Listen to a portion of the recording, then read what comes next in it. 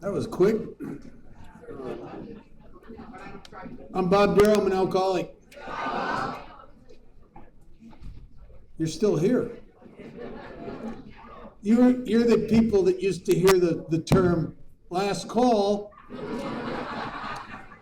You know, non-alcoholics hardly ever hear that.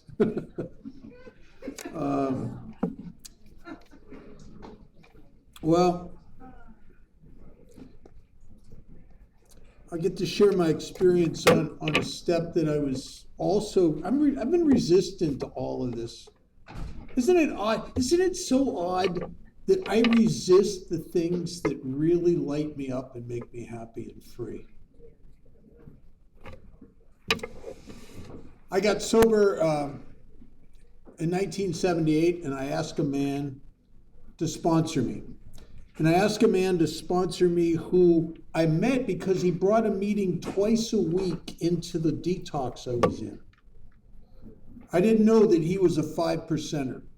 And when I say 5%er, what I mean by that is I heard in a general service conference in my early sobriety, a trustee say that he believed that 5% of the Fellowship of Alcoholics Anonymous did 95% of the service and 12-step work.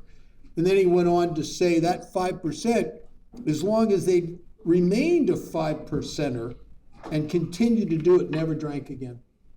And I wanted that. And my first sponsor was a 5%er. He'd been delegate, he'd been intergroup, he started the Las Vegas Roundup, the retreat. I mean, he was on the board for the nonprofit Men's Halfway House. He was the guy in all of Las Vegas. I didn't know that. When he came into the detox, I just thought that he didn't have a life. I just thought he didn't have a life. You know, that's why he was in there. Little did I know he had a huge house up on the hill with tennis courts and gardens and a pool and a spa, 2 brand new Cadillacs. He was one of the most respected businessmen in all of Las Vegas. I didn't know that. But behind, even though he had all the trappings of success, deep within his soul was the conviction that the most important thing he could ever do in his life is to help another drunk. And so he came into the detox twice a week. He said yes. And I got him to sponsor me because I had just tried to commit suicide, and he told a story in detox that was fascinating. It was about his suicide attempt. And he wasn't making this up. He was talking about feelings and thoughts that you had to have been there. And I'm sitting there and I'm nodding my head. And he's talking about how he felt when he got sober and how his failures at trying to go, how he'd always go back to drinking again. And I'm sitting there and I'm nodding my head.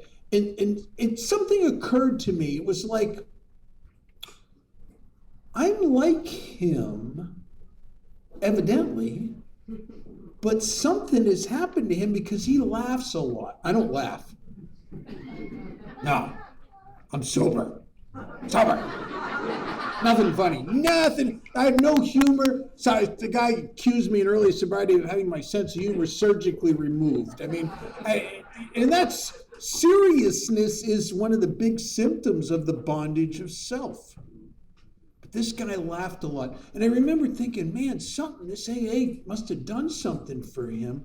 And if that could happen for him, could that happen for me? And I was afraid to hope because I had no more entitlement. I was afraid to hope because I had lost all hope. I was afraid to hope because I didn't feel like I deserved anything good. But I did something that was out of character for me. I went up to him and I asked him if he'd sponsor me, and I was so afraid. I remember that feeling of fear, like he was going to throw me away. He was going to reject me because that's all I felt like I was worth. So I said to him to sweeten the pot a little bit, I said, if you will sponsor me, I'll do anything you ask me to do, not knowing that they have a lot of things they want you to do. I mean, and none of them seemed like a good idea. None of them went, I get to write an inventory. This is amazing. None of it seems like a good idea until after you do it. And one of the early, he had me praying. I didn't want to do that because I didn't believe in God, but he had me. And then one of the early, I wasn't even out of detox but a week, and he starts hammering me to do service to help people. He wants me to be one of the guys that's taken the meeting into the detox with him and some of his cronies. He wants me to sign up on the 12-step list. He wants me to take a meeting into Reality House and Samaritan House. He wants me to sign up for the new meeting that's going to start in the state penitentiary right outside of town. And he just hammers me, help people, help people, help people, help. Oh, geez, like a broken record. Just help people, and I just, And I'd worked as a counselor at one point, and I'd had a lot of therapy. So I said to him, with my therapeutic background, I said, well, don't you think I should work on me for a while? And he looked like he bit into a lemon, and he reared back. He said, work on you. You've done quite enough of that. Stop it.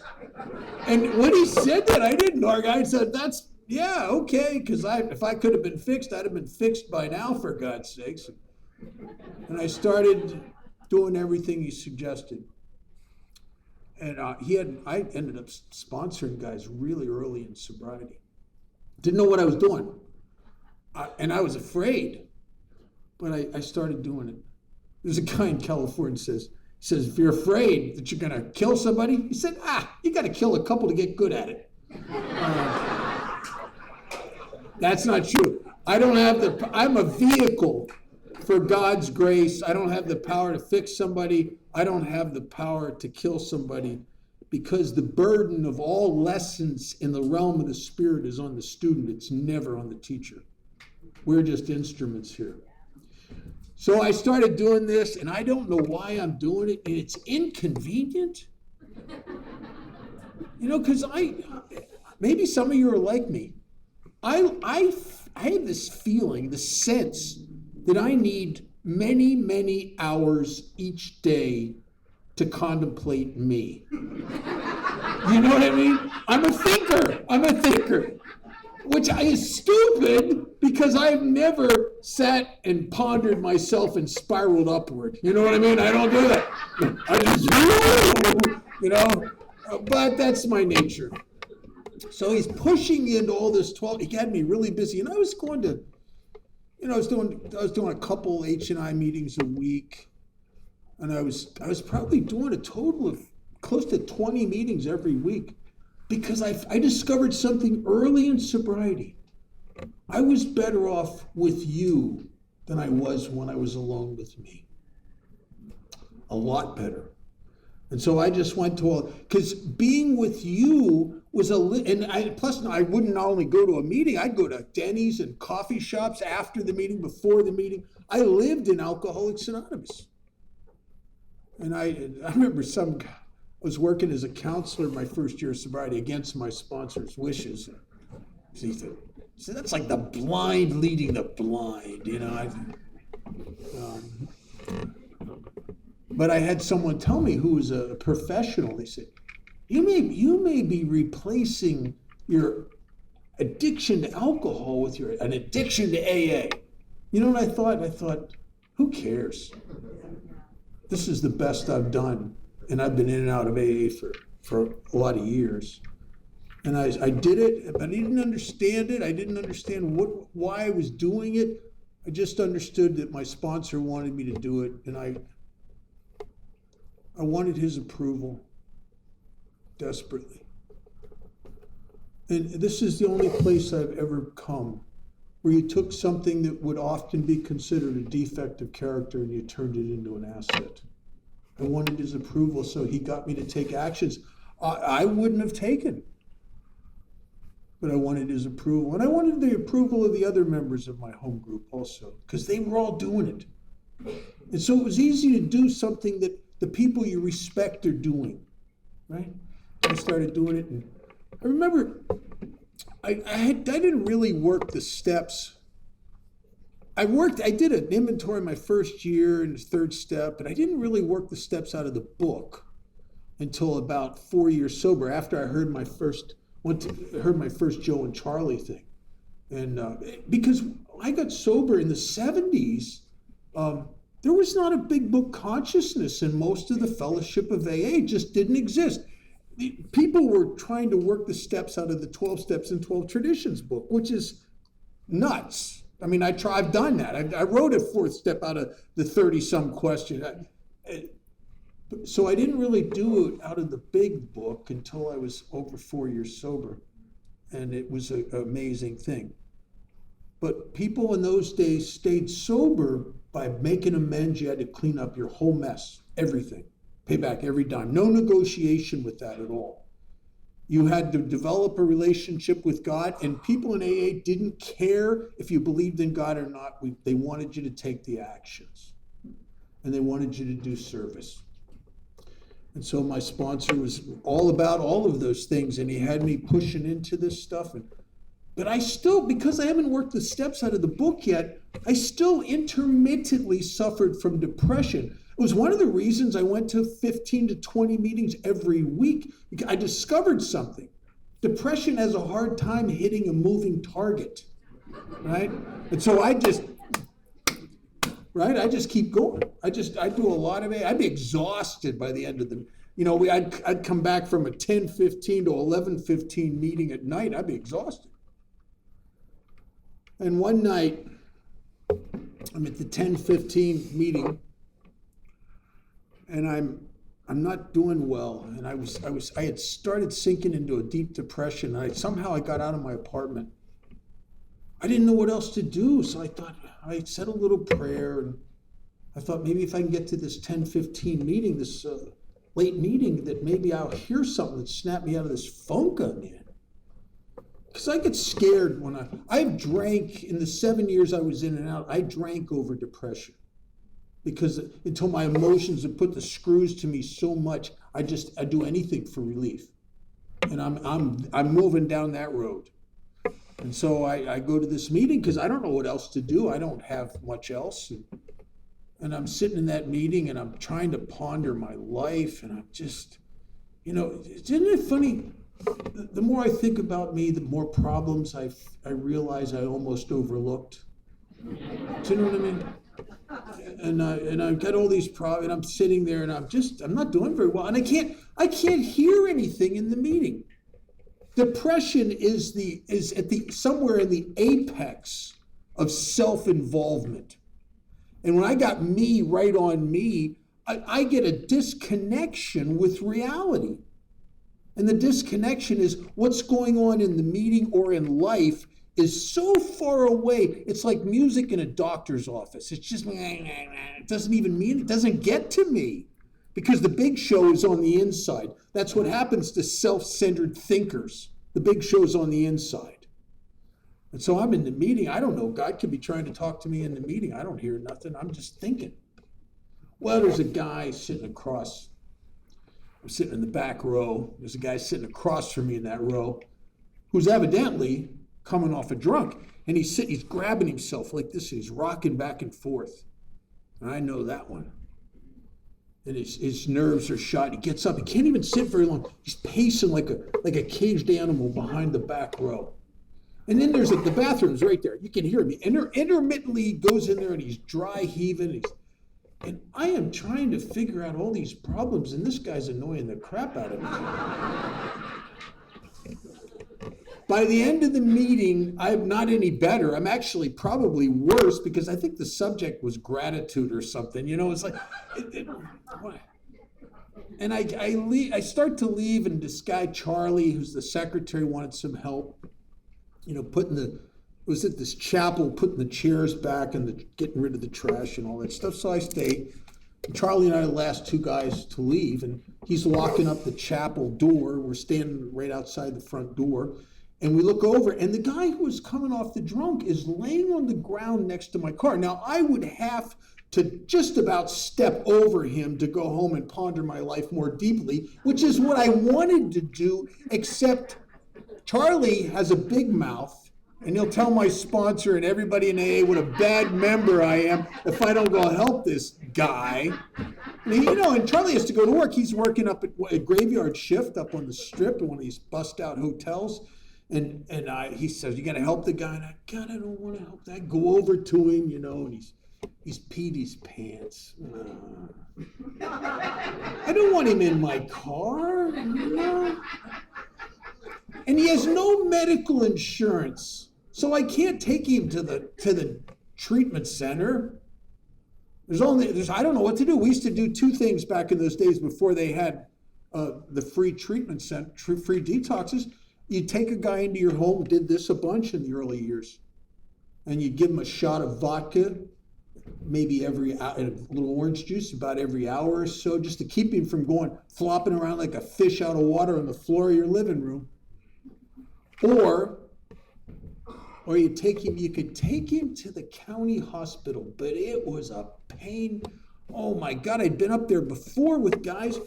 They treat you like a redheaded stepchild. I'm telling you, they'll ignore you. They'll take people that come an hour after you into the waiting room because they'd rather treat the legitimately sick people than these self-induced alcoholics who are probably going to be back here again next week anyway.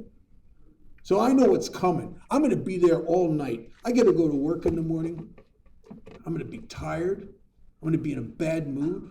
I'll probably get in a fight with my boss. I'll probably lose my job, but it's a sucky job anyway. How doesn't anybody else step up to the plate except me? And the key word's me. So I'm driving up there, and we get in there and, sign on this thing, and then we're sitting in the waiting room. I'll tell you how long ago this was. Honest to God, some of you guys can think this is crazy. Used to be able to smoke in hospital waiting rooms. So I'm giving the guy cigarettes, and we're and talking, and we sat there for several hours, and he started to open up to me, and he started to tell me about he doesn't know what happened to his drinking, but he can't even drink away the shame and the guilt anymore, and he drinks in depression. He told me that for some time he's wished he had the courage to kill himself. And then he cooked me. He said, this really got to me. He said, "I don't know why you're wasting time with me. I'm not like you people in AA. You see, I always drink again." And he is telling me the story of 7 years of my life. I mean, he's hitting it. And somewhere in the wee hours of the morning, sitting in that emergency room, waiting room, I think, I don't know any way to put it, except I think I fell in love with this guy. I remember all of a sudden, my problems, I don't know where they went, but they were gone, and he was very important to me. His well-being really, I was like, it was all I was sitting there thinking about. We'll get him a bed in here, and then I'll come back, and I'll take him to my home group, I'll take him to the Thai club, and I want him to be okay. Maybe I can see it so-and-so and get him a job. And they eventually checked him in. And I'm driving home, and the sun's just starting to break across Sunrise Mountain. And it's, I've seen probably a couple hundred sunrises. Honest to God, I never saw one like that, because I don't know that I was ever really present. See, I'm the kind of guy, I could see the most beautiful sunrise in the world. It could last for 30 minutes, and I'll actually experience about 5 seconds of it, and the rest of the time I'm thinking, well, that color reminds me of this, and then what's so-and-so, I should tell them about this, and because I'm a thinker. But I was really there. And I saw that pink blush across the horizon. And I remember feeling something in that car driving home. And I think it was the presence of God. I don't know that I could have said that, but I felt a connection. And it was amazing. And I had an overwhelming sense of rightness. Earlier in the evening, nothing was right. Now everything is perfect and right. And I understood for the first time why my sponsor and all these old timers kept hammering me to help people, because they knew that no matter how great a narcissist you are, no matter how self-obsessed and self-focused and self-absorbed you may be, no matter how much of a depressive you might be, that if you do those actions long enough, one day you'll hear this loud as your head comes out of your butt, and you'll actually show up where the sun rises and where God is and where Bill calls it being rocketed into the fourth dimension. I sponsored a guy who was a scientist. I said, what's the fourth dimension? It sounds science fiction-y to me. He said, well, Einstein and a bunch of people thought that the fourth dimension was time. I thought, what's that mean? He said, well, maybe you've never really been in the moment. Maybe you live up here in the story of life, but you don't actually live life. That morning, coming home from that hospital, I was so present. It was an amazing event. And I understood why the old timers are hammering me to do this, because they knew that eventually these actions would lift me up off of me and set me free. Permanently? No. It's much like whiskey. You know, I never drank a bottle of whiskey where I didn't know I'm going to have to re-up tomorrow. You know what I mean? I always knew that. I never fantasized that this is going to fix me once and for all. I knew tomorrow I got to get another bottle.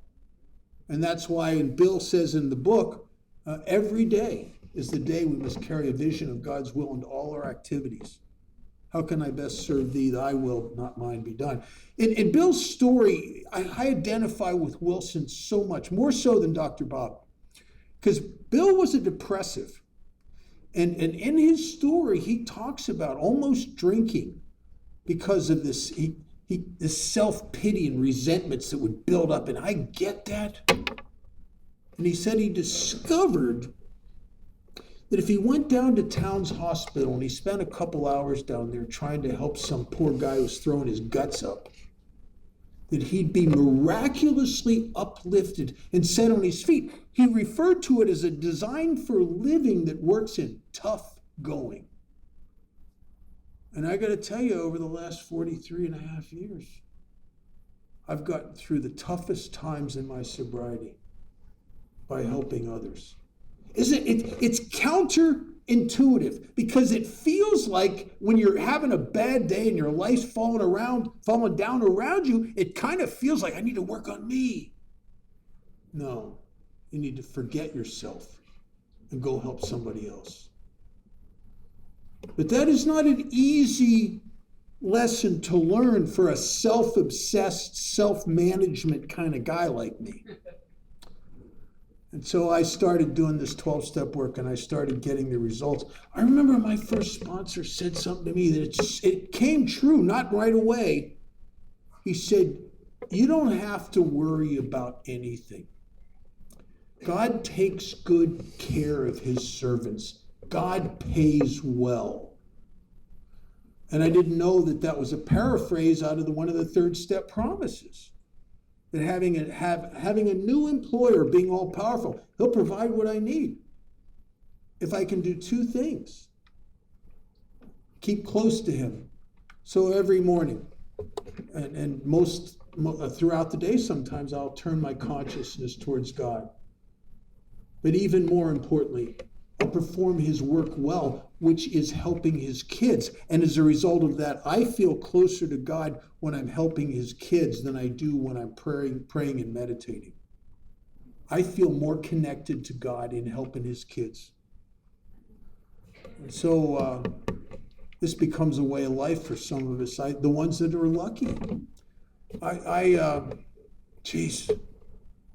In the beginning of chapter Working with Others, it says that nothing will so much ensure immunity from drinking as intensive. How much do you think intensive is? Intensive work with alcoholics. And it says it works where all other activities fail. It works when calling your sponsor fails. You're having a bad day, you call your sponsor, and your sponsor's like, wow, wow, wow, wow. I can't even hear him. I can't go to meetings. Don't work. I can't hear nothing. Do you ever try to read the big book when you're having a really bad day? It's like taking the paragraph you read and throwing it into a tornado. It's just, I can't, 5 seconds after I read it, I can't tell you what I read. Because it's like crazy in here. But intensive work with other alcoholics works where all other activities fail. Truly, it does. And I've been very lucky. I've watched a lot of people come and go in Alcoholics Anonymous. One of the questions, I don't ask this much anymore, but I've done a lot of detox meetings. Right now I turned over one of my favorite detox meetings over to one of my sponsees, and now he's moved me out. I mean, now he's putting his friends in there, which is aggravating. Well, I still got one left that I'm doing. I'm going to somehow, I might steal that one back from him. I don't know. I'm at my best when I'm doing 2 of those meetings a week at least. And so I go to these places, and Vegas is an unusual city. It's the kind of place that if you're sober 30 years or 40 years or 20 or 10 years and you drink again, there's something about Vegas that will call you. They call it the adult, it's like the hitting bottom capital of the world. And we get a lot of people that end, they had $2 million in the retirement fund. And they picked up a drink with 25 years of sobriety, and Vegas calls them, and they end up in Vegas, and Vegas takes it all away from them. It'll take $2 million away from you between the prostitutes, the gambling, the drugs, and the alcohol so quick it'll make your head spin. Unbelievable. These guys end up in our detox. There was a period of time back when our first real estate boom, when Vegas was really growing, where it seemed to me like there wouldn't be a week that would go by. I wouldn't have somebody in the detox that was sober over 10 years that drank again. We had one guy 45 years. And I wanted to find the common denominator. Because I don't know about you guys, but my last drunk accumulated in such a degree of anguish that I tried to take my own life. And I know what's waiting for me. So whatever they did that got them to drink or didn't do that got them to drink, I want to find out what it is. I want the common denominator, because whatever it is that they didn't do, I'm going to do it. And whatever it is that they did do that they shouldn't do, I'm not going to do it. And so I started asking little questions, these people, And some people tell you it's a myth. Well, they probably stopped going to meetings. That's so untrue. I'm telling you, I knew guys that drank again, and I knew guys that committed suicide that went to 2 meetings the day they pulled the trigger. Some people say, well, they must have lost their connection with God. That is also not true. I've seen so many exceptions to that.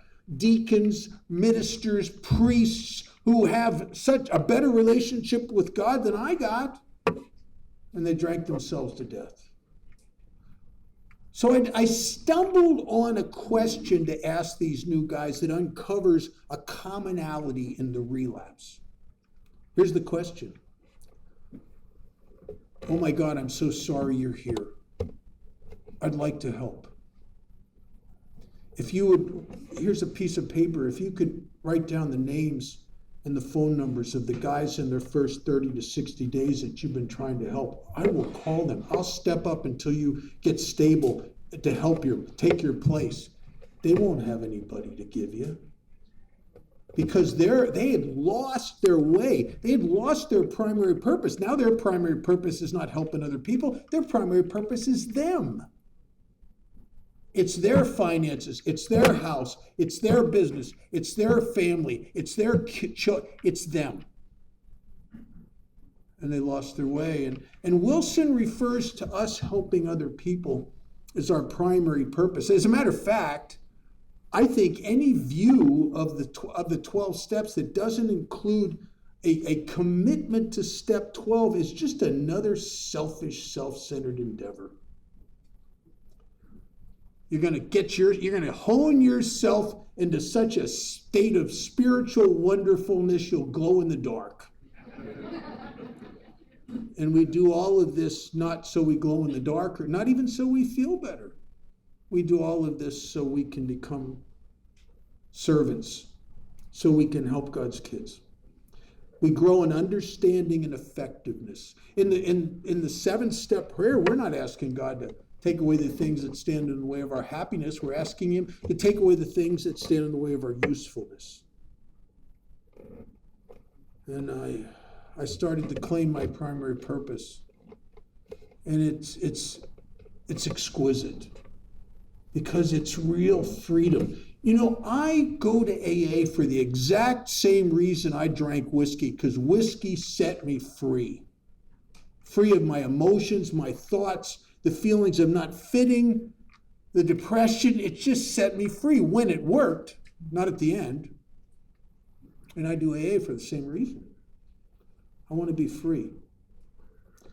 I think that's one of the greatest promises of the 9th step promises, this new freedom. And it really is a new freedom, because I don't know that there were moments in early drinking where alcohol would lift me right up off of me and I could get free. And then you know what happens. The disease progresses, it starts to turn on you, and you don't get free anymore. But I keep chasing it. And so Alcoholics Anonymous is designed to do slowly what alcohol did quickly and almost instantaneously. I run into guys, I don't know what it is, Marty can tell you, I get these guys, I've become a magnet for people in AA that are sober 25, 35, 40, I got a guy 50 years sober that aren't doing well. And they come to me. You know, there's a lot of questions I've learned to ask them, but one of the primary questions I ask a guy who's 35 or 45 years sober and he's depressed, I'll say, well, so how many newcomers are you working with? Tell me about your home group and your commitments. What are you doing for others?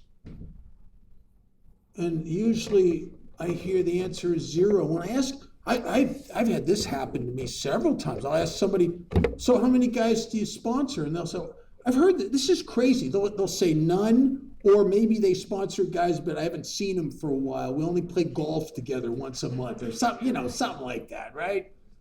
I'll see. So, and then some guys will say, well, I don't sponsor anybody. It's not my niche.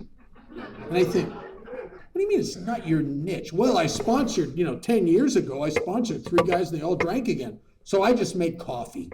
It's not my niche. It's not your niche. You've sponsored 3 people that drank again and you've come to the conclusion that's not your niche. Is that what you're saying? Yeah.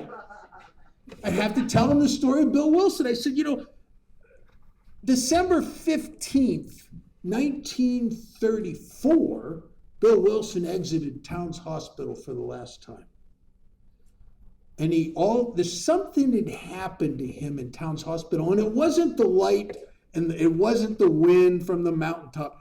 After that, something happened. God came into the picture because people had been having those enlightened experiences throughout history. William James wrote about it. But here was the game changer. Bill Wilson was laying in his hospital bed. Now, try to picture this and tell me this had to be God. He's laying in the hospital bed. There's not a friendly direction anywhere. Everywhere he looks is problems. He's ruined his life. He's going to lose his house that was his wife's family's house on Clinton Street. He hasn't worked. He can't hold a job. His wife's working in the basement of this department store, making just a nothing wage, just trying to keep them from being homeless.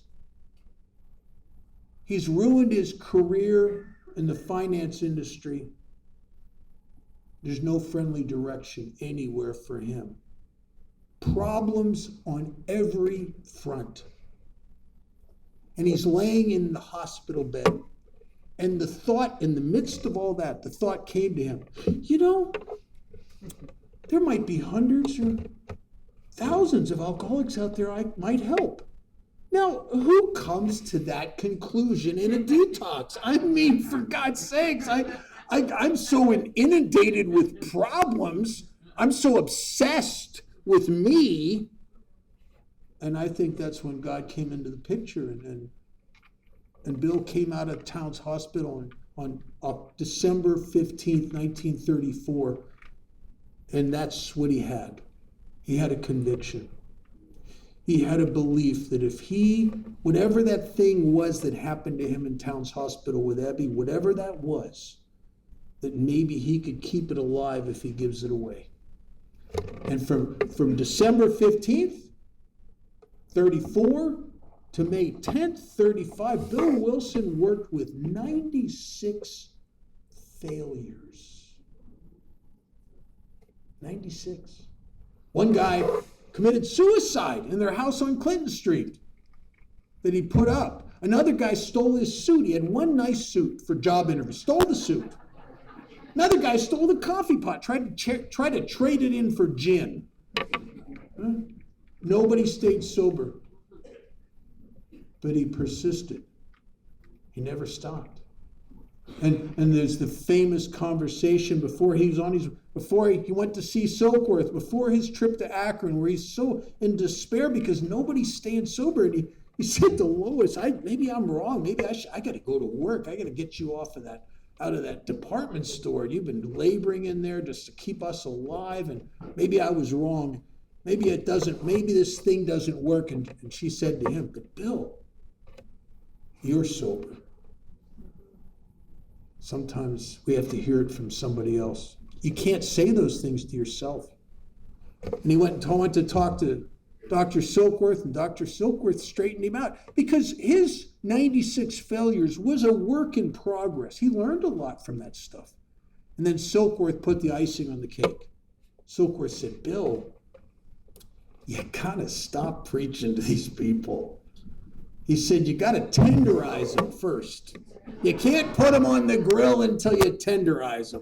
And he said, you got to start telling them about the hopeless condition of mind and body. You got to tell them about the allergy. You got to tell them what you've gotten from me and use your own experience. Tell them about your hopelessness and your failure. And then maybe they'll find their hopelessness too. And when they do that, then they might be ready for something else. And so he went back to Akron. His whole deal fell through. And I've chaired meetings in the Mayflower Hotel where they had me read the part of the, it's not fair. They had me read the part of the book where Bill's pacing the lobby. I couldn't read it. I just started sobbing. And Bill made a phone call and he met Dr. Bob Smith at the Cyberling Gate Mansion's gatehouse. And his son and I were very good friends. His son came and stayed at my house for about a week.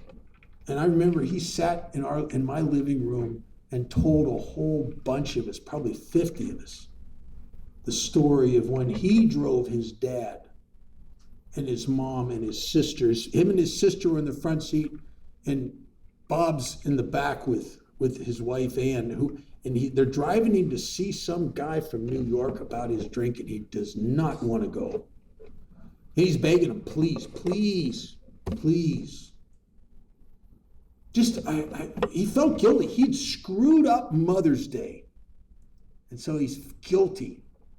And I don't know about you guys, but I've done some things that made me feel guilty, and for a minute, you'll get me to do some things, anything. I mean, just because I feel guilty. And he felt guilty. But he said to Ann, and he said and his stepdaughter and son, he said, please, I feel horrible. Don't make me stay in there more. Promise me 15 minutes. That's it. It's all I can take. I can't take any more than that. And they promised, okay. Well, 15, just do it for 15 minutes.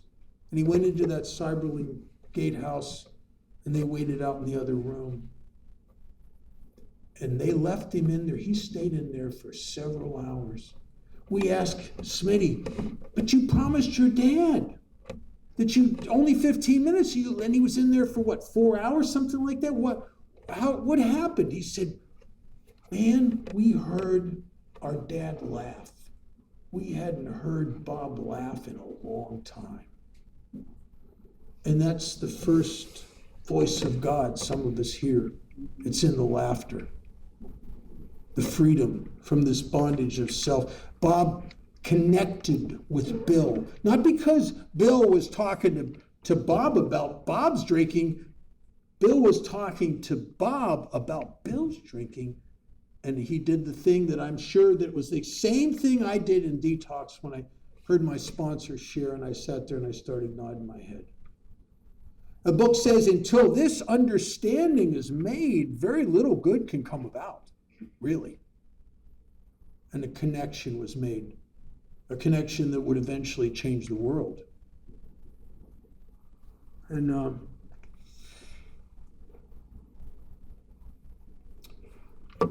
Bill did a lot of 12-step work, and so did Bob. And we are probably here because of the dedication and the selflessness, and it was all driven by desperation and hopelessness. We're here because of the actions of those two men. And so I say to the person, you sponsored 3 people and it's not your niche, huh? I say, well, up against Bill Wilson, I think you got 93 failures to go through before you can come to that conclusion. Because 12-step work works on a spiritual principle that is ancient. And that spiritual principle is if you throw enough crap up against the wall, some of it sticks. So it's not your job to be profound. It's your job to fling crap. Just start flinging crap. Just fling. Pick them up. If you don't have anything to say, don't take them to where there's people saying stuff. If you don't have a message, take them to the message. Buy them a hamburger. Let them know that you understand how they feel. Because for some of us, that is some pretty seductive stuff. When people in Alcoholics Anonymous, one of the great things that they did is that they listened to me. Nobody had listened to me. I was a homeless guy on the streets. When you're like that, you're invisible. People listened to me. And I knew they listened to me because they would interject little things that let me know they just heard what I said. And they'd nod their head. I think listening to someone who's down and out and hopeless and worthless is probably one of the greatest gestures of love that one human being could ever give another. People listened to me. And I started to grow because it's hard to not go along with you when you've been so kind to me. And Wilson had a tremendous, and so did Bob. But they say Bob, personally, 12-step, one estimates 5,000 people. But he didn't just help them change their life. He instilled in them an ethic to go and pay this forward, go pass this on. And so they did. I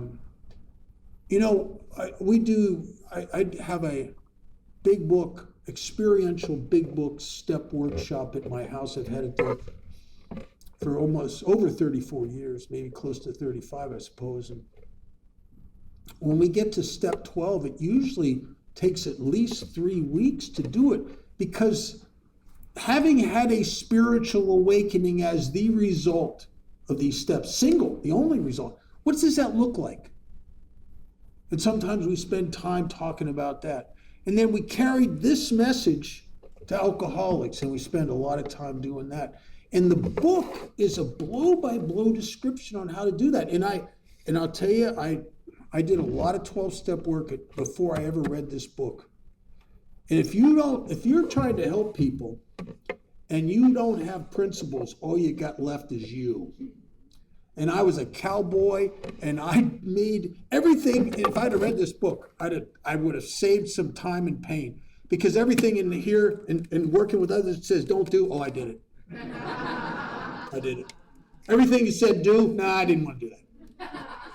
I made every mistake that it talks about and warns us against. I remember getting guys jobs, because I know if I'll get this guy a job and he'll do very well, then he'll probably get a year and mention my name.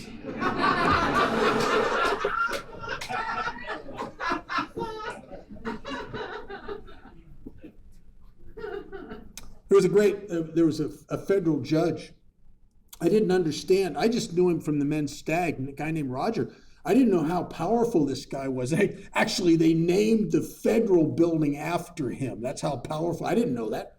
And he just liked me. So I had a sponsee, new guy, who I lied. I went to Roger and lied to him. I said to Roger, I'm working with so-and-so, and he really wants to be sober. Well, that's not really true.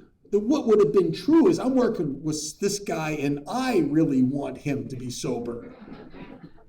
And then I lied to him again. I said, and he's got these warrants out, and these warrants out for his arrest in another state. And if he could just get those off of him, he'd somehow get him out of the way, he'd do well. Well, I'm the only one. See, I want to get him off of him, so he'll stay sober the rest of his life, and he'll just talk about me all the time. So, true, this is a weird story, but only because Roger really liked me. I don't know what he did. He said he told me to get the guy's social security number and name and everything, and I gave it to Roger, and I don't know what he did, but he made some calls, did something, and the warrants disappeared. And the guy was drunk within a week after the disappearance of those warrants. I thought I was helping him. I think maybe objectively it might have been better for me to stick a pistol to his temple, because it was the warrants that brought him here. There's an old adage, if you give a man a fish, he'll eat for the day, but if you teach him how to fish, he'll eat for a lifetime. And every newcomer I've ever encountered wants fish. And all the old timers that I respect are just giving fishing lessons. They don't want it. They're not going to give you a fish. They're going to give you a fishing lesson. And I had to learn that the hard way by making the mistakes. I would get guys jobs in AA, and then they'd get drunk and rob the guy in AA who gave him the job. Oh, jeez. And I think that most of us, left unchecked, our ego will show up in 12-step work like a untreated codependent, right? And will do more harm than good. So I had a guy that I really loved. His name was Andy Henry. And Andy and he was one of the first guys wasn't the first guy I ever sponsored, but he was the first guy I ever sponsored that I made that unbelievable connection with. Some of you understand this. You have this. You maybe don't have it in all your sponsees, but maybe you have it with one person where you feel very plugged in. And Andy and I had so much in common. We listened to the same bands. We both drank Richard's Wild Irish Rose, that's a brotherhood right there. I mean, we both had been on methadone. We had so much in common. I mean, we'd sit for hours and talk about rock and roll and bands and music, and we liked the same movies. We disliked this, and this is a bond that's deep. We disliked the same people in AA. You know what I mean?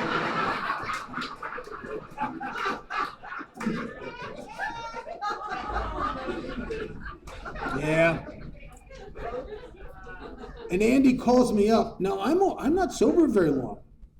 And the book says you can't transmit something you haven't got. That's really true.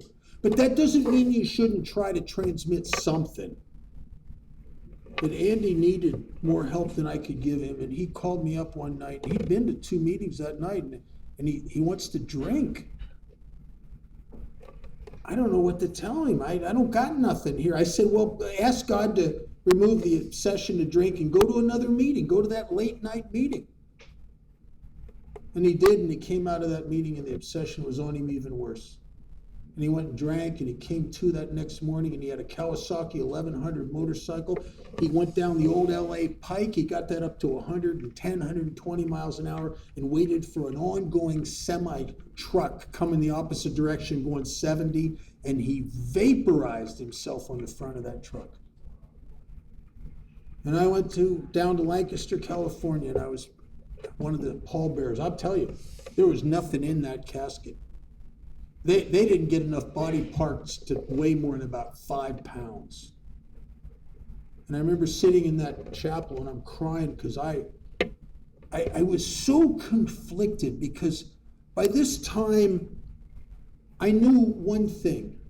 I knew that I must help people in order to be free of depression, just like Bill Wilson.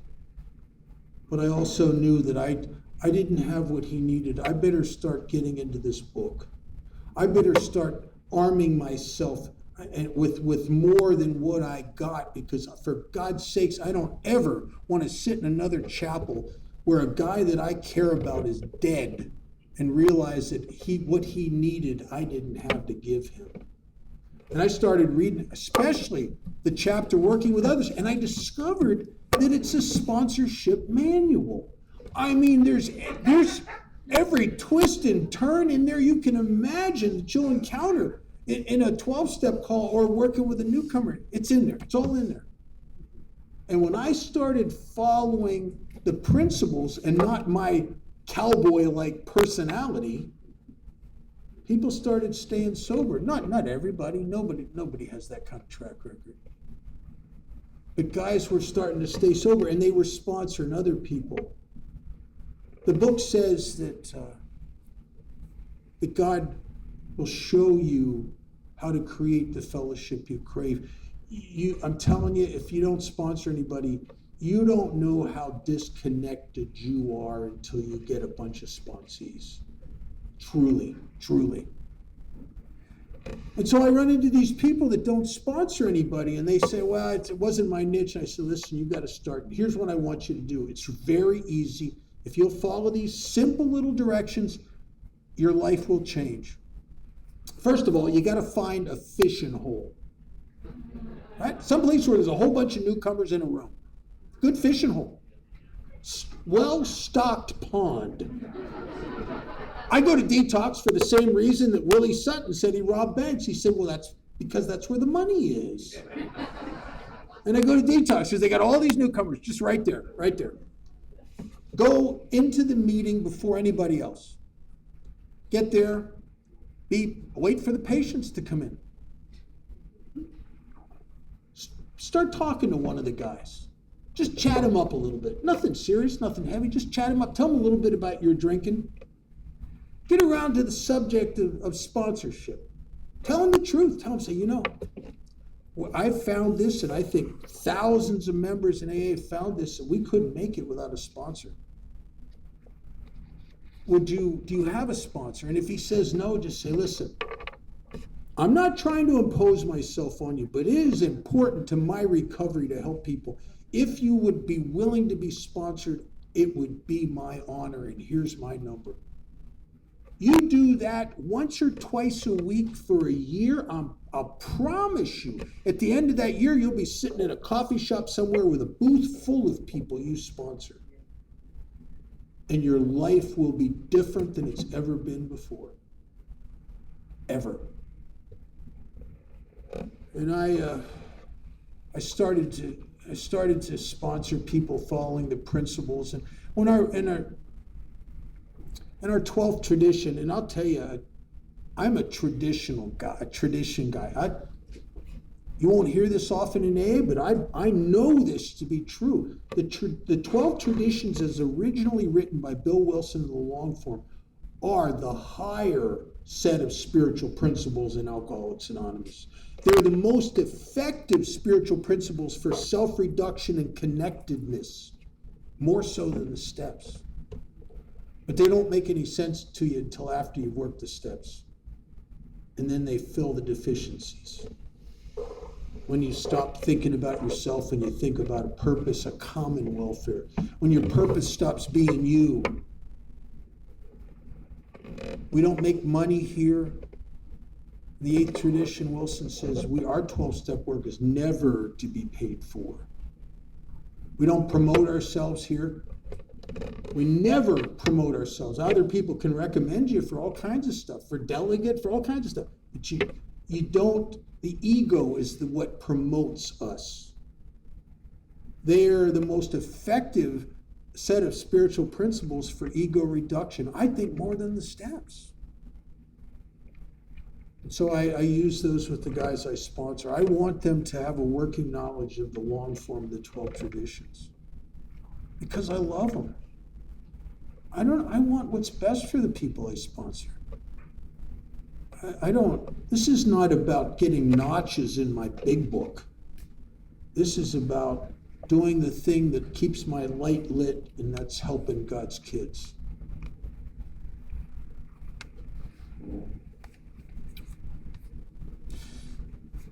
When I was about 9 years sober, it was one of the first times I didn't really speak much in AA. I was terrified of public speaking, truly. It's odd because I do so much of it now. But that's the truth. I really was. The first meetings I ever shared at when I was brand new was a candlelight meeting. And I discovered if I could sit in the corner, the light, I could hide in the shadow. And no, honest to God, that's where I first started sharing. And then my sponsor got me into detoxes and jails and homeless shelters. And for some reason, I couldn't share in front of you. But at a homeless shelter, it was almost like my obsession with what you think of me seemed to be dialed down because you're homeless people, for God's sakes. I mean, who cares? I mean, no, I didn't think that, but it kind of dialed down my obsessive self-involvement somehow, and I could be honest, I could be genuine. I found my story in treatment centers and detoxes and homeless shelters like St. Vincent's. I found myself. And I started doing that, and I started sponsoring guys, and I had commitments, and my sponsor was, you just say yes. He was a say yes to everything guy. Intergroup, GSR, DCM, area officer, convention committees, retreat committees, H&I. I mean, he just said yes. You positioned yourself to be a servant. And I remember one time I turned something down, and he said, I'll never forget this. He said, how do you know God didn't ask that person to ask you? How do you know? Do you know for sure? I thought, I don't know. So you just say yes. If I don't have another commitment, I say yes. And I started to connect in Alcoholics Anonymous in a way that I never, ever, ever, ever felt connected to people and to life and to God. And I'm asked to speak up in a place called Eureka, California. It's up northern California near the coast, right near, not too far from the Oregon border. And I was up there, and I'd never been up there. I'd never really been much of anything or anywhere. I just host. I gave a talk. It was okay, I guess. I don't know. I'm so my first 5 or 6 times I ever spoke in AA, for days afterwards, I'd be rehearsing what I should have said.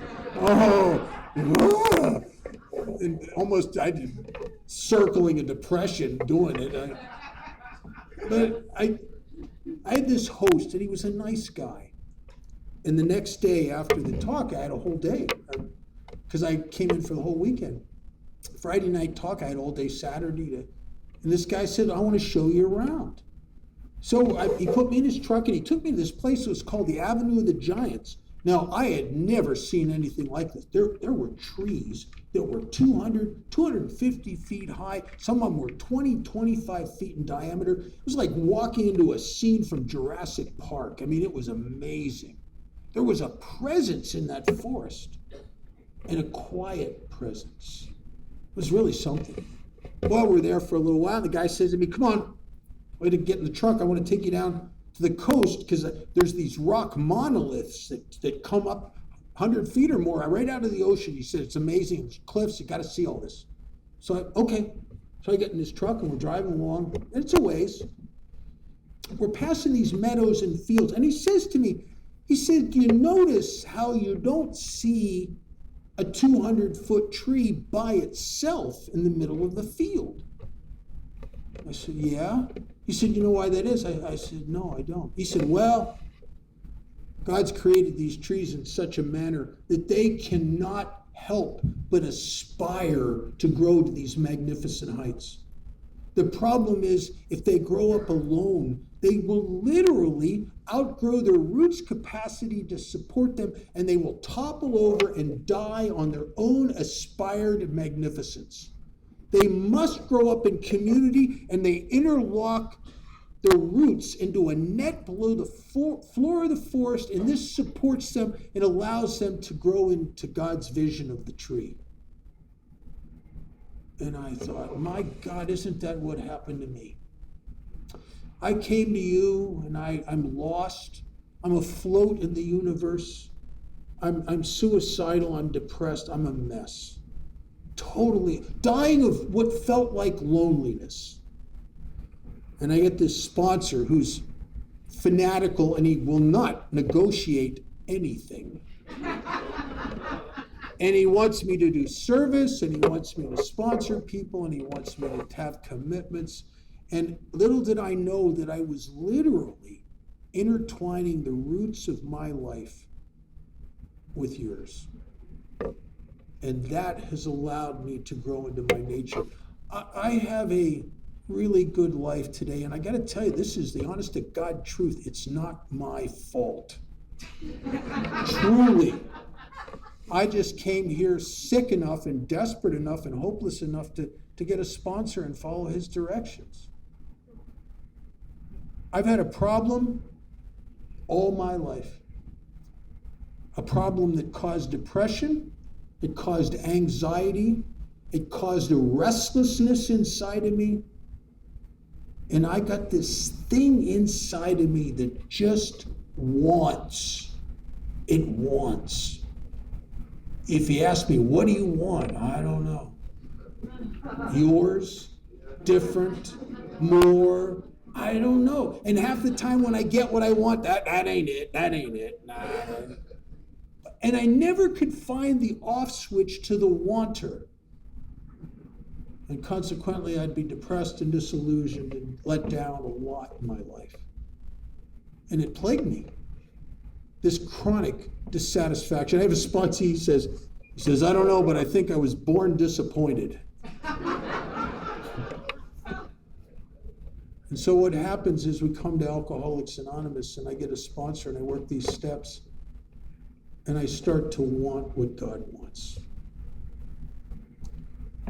I start to seek His will through my actions. I loved what Kent said about your feet were trained against your head, against your mind. And through the actions of Alcoholics Anonymous, I've changed the result I've gotten out of life. There was in early sobriety, there was a guy I used to go to meetings with, and he was a pilot. And he said a couple things that really, I've never forgot this. He said that he thought AA could stand for altered attitudes, which I didn't like because people all my life are telling me, you got a bad attitude. And then he explained what an attitude was. It was used in avionics, it's the angle of approach. You get a good attitude, you'll land right on that runway, even in the night, in the dark, because it's your angle of approach. And then he told a story, and I'll tell you this story, and then I'm going to end. He said one time he was flying this little plane, and he went up higher than his normal ceiling in this plane. He was up, and he hit a thing that I don't know if I understand it. I'm not a pilot, but he called it a wind shear. And I guess it's two opposing currents of air that will throw a little plane like that into a tailspin. And he said it's the most frightening thing you've ever experienced. Every emotion inside of you is screaming that you're going to crash and die. And every instinct in you is to pull back on that stuff, to bring that up, that nose up. And he said, we learn that if you do that, you will surely crash and die. What you must do is counterintuitive. It's against everything you feel. You must push that thing forward as if you want to make it into a nosedive, and then let it go, and it snaps back. And he said that plane was made by its creator to right itself. And I'll tell you what I've come to believe. I think my life is exactly like that. You look back over 43 and a half years, and you find every time I was in trouble or a disaster, you could send a CSI team in there, and I'm the guy that pushed the thing, pulled it back. I'm the guy. It's my DNA and fingerprints all over that wreck. That maybe that there never was a problem in my life, ever. Maybe never. Maybe it's just the ramblings of an ego that has to scare me in order to control me. Because my ego will worry me into the driver's seat. It'll worry. I'm capable of lying to you. You scare me enough, I'll lie to you. I may have to make amends later, but I'm capable. I'm capable of horrible selfish acts if I'm afraid enough.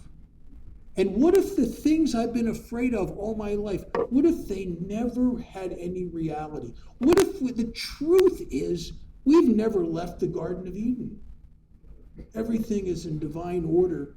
We just don't see it because I listen to the crap factory between my ears. It scares me. Dr. Paul, who was a good friend of mine, said, I'm amazed how when I'm out helping God's kids, my problems just seem to die of neglect. Because maybe they never existed to begin with. This has been a great weekend. I want to thank, I've got to watch, I'll tell you, I've watched my wife. She came to Vegas 2 years ago. She rolled up her sleeves. She sponsors probably 15 women. And I like to watch her. Truth be told, she's probably a better AA member than I am. Because I go to the big meetings. My home group has a lot of huge meetings, and I sponsor, I might sponsor 40, 50 guys in one of those meetings. And I get caught up with them because we're close. I've sponsored some of these guys for decades. And I get talking to them, but not Marnie. Marnie's got the radar, looking for that new girl. Looking for that girl she's never seen before. And like an arrow shot out of a bow, she's on those new girls. They don't have a chance. They don't have a chance.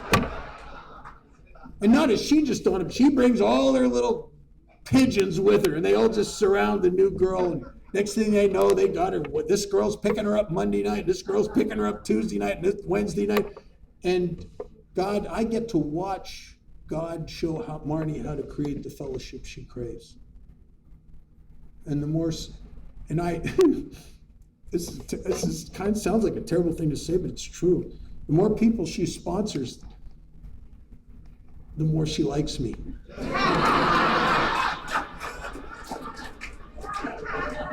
I don't understand the dynamic, but I'll take it. I take it. Thanks for listening. Thank you so much.